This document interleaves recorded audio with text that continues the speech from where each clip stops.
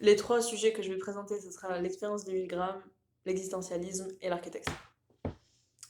L'expérience de Milgram, c'est une expérience parce que Milgram prend un sujet de l'expérience et un acteur. Il va demander au sujet de torturer l'acteur avec de l'électricité et l'acteur va mimer la souffrance. On va dire au sujet que peu importe ce qu'il fait, ça sera dénué de toute responsabilité et répercussion, et la plupart des sujets ont torturé. Ça montre bien à quel point il y a un état qui s'appelle l'état agentique. C'est quand une personne sort de son état normal et fait des choses qu'elle n'aurait jamais faites toute seule parce qu'elle a une figure d'autorité. Ça montre aussi la confiance en ses figures d'autorité et la déresponsabilisation par le fractionnement. En gros, si on me dit de le faire, ça vient forcément de moi, que je ne suis pas la seule personne à le faire, ça fait rien. Pourquoi j'ai choisi de présenter ça? C'est parce que je trouve que sans être forcément dans un système nazi où est-ce qu'on se fait laver le cerveau, ou dans une situation par exemple où est-ce qu'on flagelle quelqu'un et qu'on jette tous une pierre à la fois, et puis c'est pas ma pierre qui le tue, c'est la pierre de tout le monde. On a ça au quotidien dans les groupes d'amis, que ce soit vers les enfants, les ados ou les adultes, on a tout ça. On n'agit pas forcément de la même manière dans un groupe que quand on est seul. On est moins réfléchi, on est plus influencé. La deuxième notion que je voulais aborder, c'est l'existentialisme. C'est un mouvement de pensée qui est né vers 1945-1955, après la Seconde Guerre mondiale. C'est un truc très français, parisien, et je pense que, en fait, je vais expliquer l'existentialisme un peu. C'est un mouvement de pensée qui dit que on est libre. L'homme est libre. D'ailleurs, phrase très connue, l'homme est condamné à être libre. Pourquoi condamné à être libre? C'est parce qu'en gros, on est condamné à assumer et à être responsable de nos actions. Ce mouvement prône vraiment la liberté. D'ailleurs, ça vient du mot exister, ek, sistere, arrêter de faire partie d'un tout de la nature. Nous, on a une vraie liberté de nos actions. On choisit ce qu'on fait. Si on veut le faire, on le fait. Si on veut pas le faire, on le fait pas. Euh, mais l'important, selon ce mouvement, c'est de vraiment assumer nos actions et d'agir de telle manière à ce que nos actions reflètent comment on aimerait que les gens agissent eux aussi.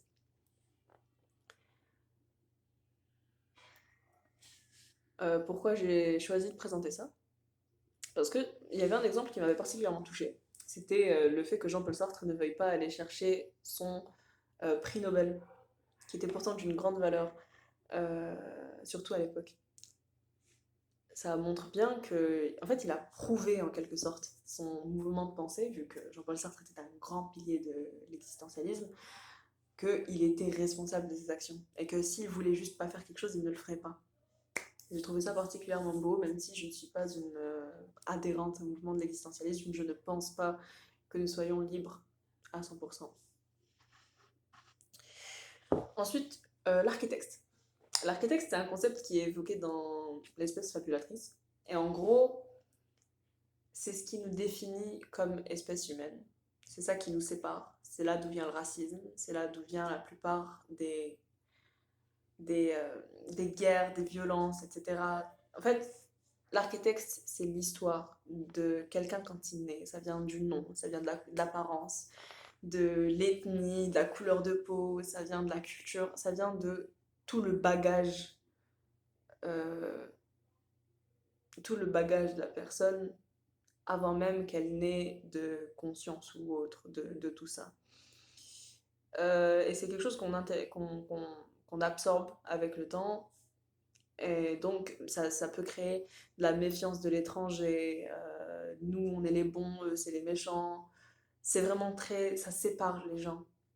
Et j'ai trouvé ça intéressant à évoquer parce que c'est vrai, ça existe vraiment. Et c'est réellement la cause de beaucoup de violence, de vengeance entre les cultures, les pays.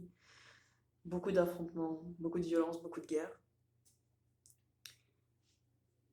Euh, et malheureusement, ça continue et ça continuera sûrement toujours. Et franchement, je souhaite qu'un jour l'architecte n'existe plus et que l'humain considère toute l'humanité comme l'humain, comme un homme, au lieu de considérer chaque personne comme une ethnie ou comme tout le bagage qu'il a avec lui à cause de son nom, de son apparence. Je pense que ça serait un monde très utopique et je ne sais pas si un jour il pourrait être atteint, mais je le souhaite. Merci de m'avoir écouté.